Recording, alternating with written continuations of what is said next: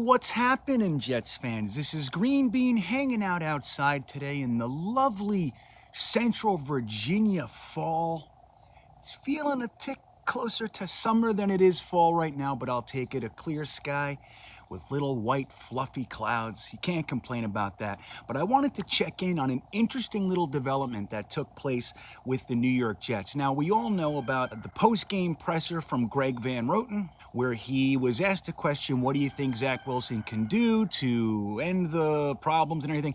And he went ahead and said that Zach should learn to, or could learn to throw the ball and get rid of it a little bit quicker, and then went on to say that the offensive line also needs to protect him better.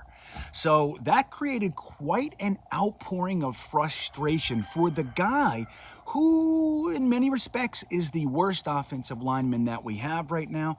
I want to give you a few stats. Now, as we know, Zach Wilson has been sacked 15 times, number one in the league. Yay, number one. He's been pressured 14 times, number two in the leagues. Yay, number two. And he's been hurried 33 times.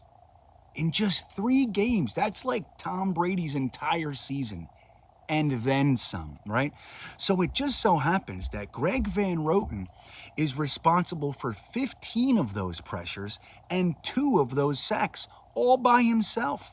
In this weekend's game, he allowed 6 pressures, just him. So he was responsible for 6 of the pressures we saw this last weekend. Now, I maintain that there are larger problems going on than specifically Greg Van Roten. I'm not defending him. I'm with it. I'm with what everybody's thinking. He's the weakest offensive lineman that we have.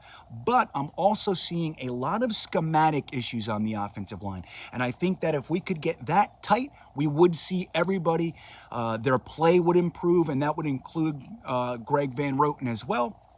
So there's a lot here, there's a lot to look at here, but just keeping it to Greg Van Roten, the guy has been, by and large, the greatest problem that we have on the entire offensive line, and that also would affect Connor McGovern as well, as we all know. So this week, an interesting thing came in response to Greg Van Roten talking that little bit about Zach Wilson needing to get rid of the ball a little bit quicker. Bectons' trainer, a very famous offensive line guru by name of Duke Manyweather, came out and said this: I try to stay offensive line positive, man, but the Jets have to upgrade right guard. 62 is a liability. Now, is that in direct response to Greg Van Roten saying that about Zach Wilson? Maybe not, but I don't think those comments are helping anybody that would be a Greg Van Roten apologist, or even just giving him a little bit more rope than a lot of others. Even if you're trying to just be constructive with Greg Van Roten and give him time to, absorb the offensive line schemes and kind of get his feet underneath him.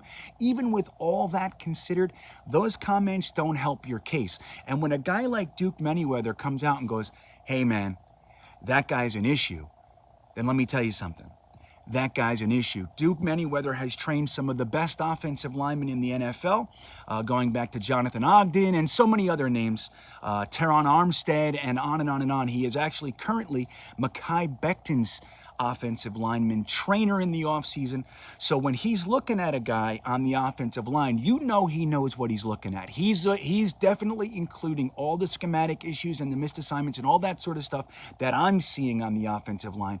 But he's even taking it a step further and saying, with all that included, I'm going to tell you something. That guy sucks.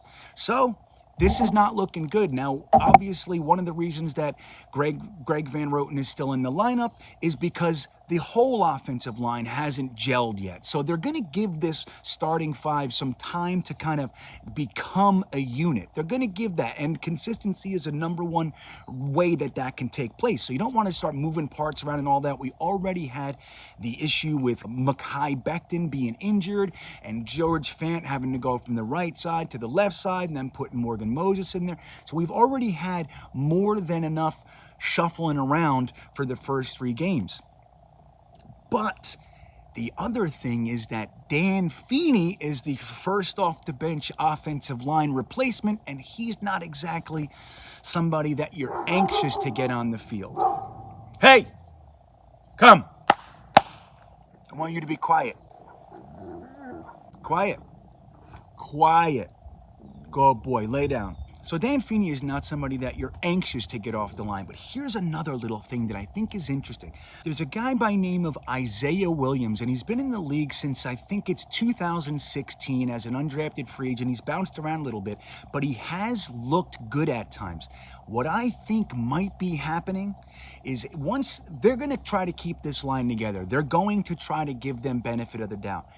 But I think Dan Feeney might not be the guy that we see replace Greg Van Roten if his play continues. And that can be an interesting development. I would like to see maybe some of the younger guys get their name called, and that might be interesting. So, what do you think? Do you think that this offensive line coach is stepping out of line? How dare you talk about one of our players like that, you son bitch? You think that's what's going on? Or do you think, hey man, the dam is cracking around Greg Van Roten, and it might be the end of his tenure with us as a starting right guard.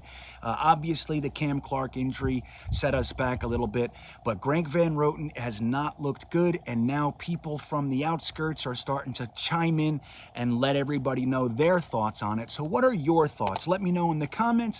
Don't forget to like this video and subscribe if you haven't subscribed yet. I will see you all shortly.